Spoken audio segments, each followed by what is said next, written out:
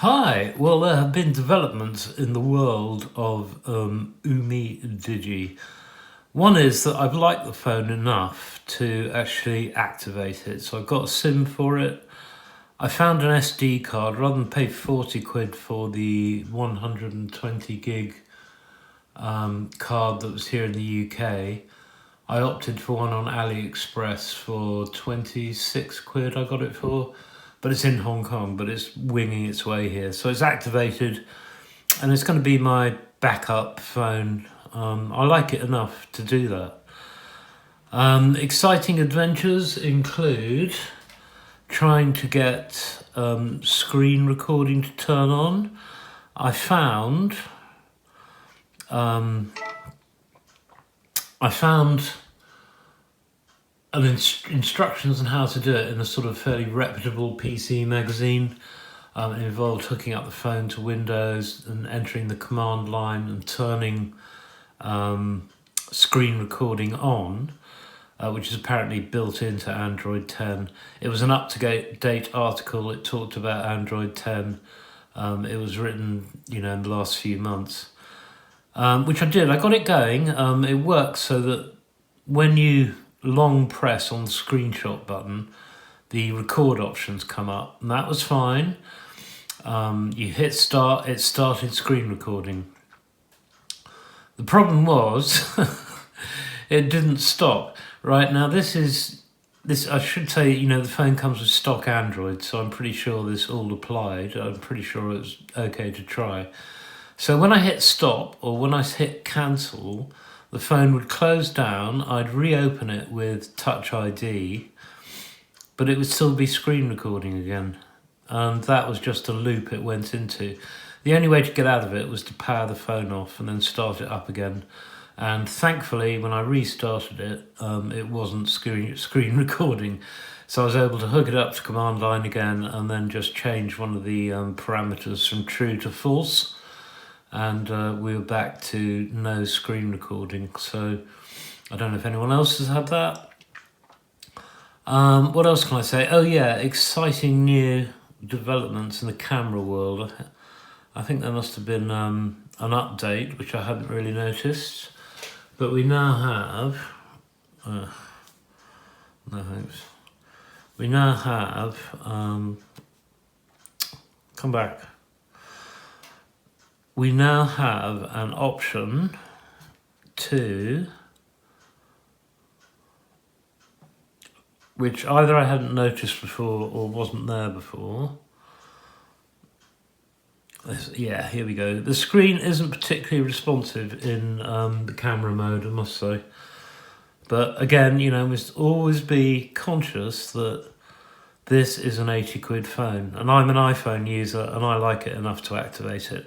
Okay, we got Panorama mode, which either I hadn't noticed or didn't exist before. You've got these options. And today, it is a bit cloudy, there's a bit of blue sky around as well. And I got it set to 50 hertz because we're in the EU here. So we got a panorama option, which I'm going to go down to the car park, take a panorama with this and the iPhone, and we'll have a look at them. I think that's all I got to say about the camera usage so far. I did think of something else which I've forgotten. But yeah, we'll stop this portion of the video here and go and take the panos. Right, well, we'll start with the Umidigi, and this is it. There's a really noticeable difference in the blues here between the iPhone and the Umidigi. And here's the iPhone. See how much bluer the sky looks. We'll just have a look at them one on top of the other directly. You can tell which is which. And also the sizes, the resolutions were very different. The Umidigi came in at 2446 by 870, and the iPhone came in at 11,144 by 3628. So you get much higher resolution on the iPhone, unsurprisingly. Right, the next thing I wanted to have a look at on the phone that I've had, well, I haven't had good results from, frankly, is the macro function. Now, there is one of the lenses is actually meant to be a macro lens. I forget which one it is, but one of them is meant to be a dedicated macro lens. And I've had very poor results, to be quite honest. But today it looks a bit brighter outside. Well, it looks there's a thin veil of cloud, but there's light. And I tried it in sort of dark conditions, light conditions here inside. I haven't got a dark room or anything like that. I mean, it's all jury-rigged stuff to keep it level and vibration-free, and using shutter delay. You got two options, 2 seconds and 10 seconds, so to make sure there's no vibes. But I haven't had any luck at all. Everything's been out of focus. But today I think I'm going to try it outside. There's sort of a good even light today.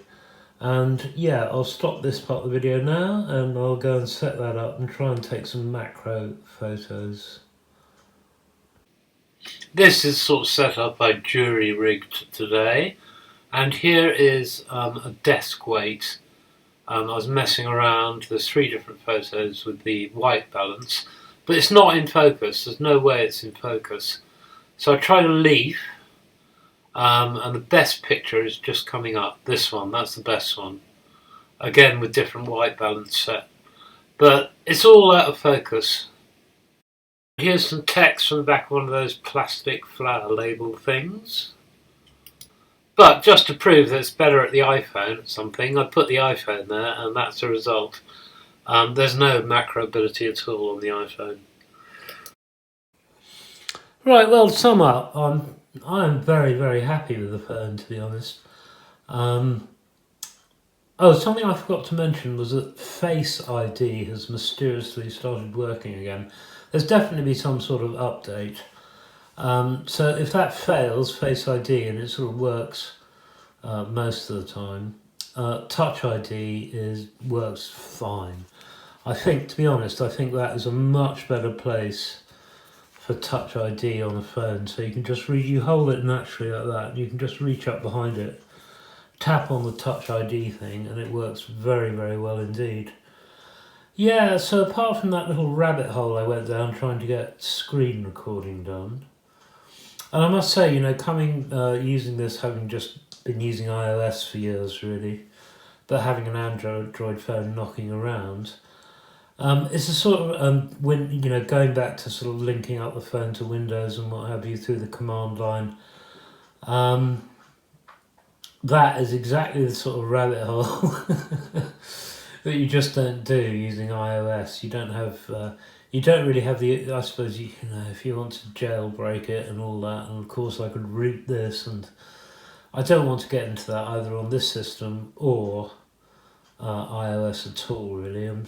I'm quite happy because iOS works seamlessly and helps me pick up my calls in this poor mobile reception area.